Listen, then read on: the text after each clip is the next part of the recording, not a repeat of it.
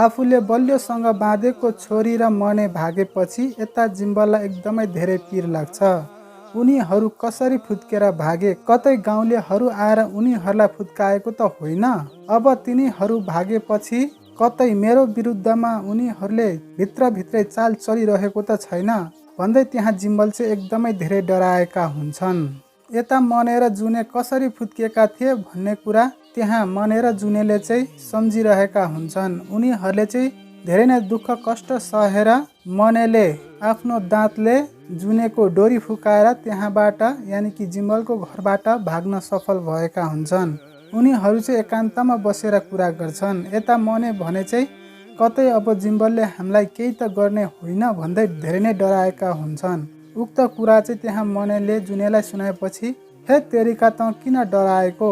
त्यत्रो बुबाको बन्दुक भाँच्दा त म डराइन, तँ किन डराएको भन्दै त्यहाँ जुनेले चाहिँ मनेलाई सम्झाउने कोसिस गरेका हुन्छन्।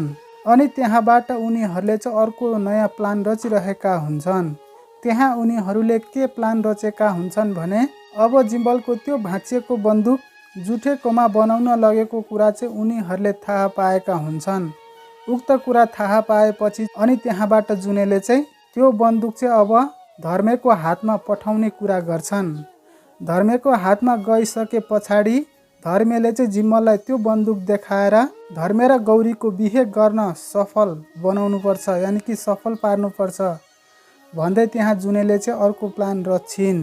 त्यसै क्रममा त्यहाँ जुनेले अर्को एउटा कल्पना पनि गर्छिन्। धर्मे र गौरीको बिहे हुन सफल भयो भने जुठेर आफ्नो पनि बिहे गर्नको निम्ति बाटो खुल्ने त्यहाँ जुनेले कुरा गरेका हुन्छन्। के अब जुने र मनेले धर्मे र गौरीको विवाह गर्न सफल होला त? के अब जिम्बलले धर्मे र गौरीको बिहे हुन देला त? अब जिम्बलले आफ्नो छोरीहरूलाई कस्तो सजाय देला त? के उनीहरूलाई जिम्बलले फेला पार्ला त? के गौरी र धर्मेको विवाह भयो भने के जुठे र जुनेको पनि विवाहको लागि बाटो खोल्ला त?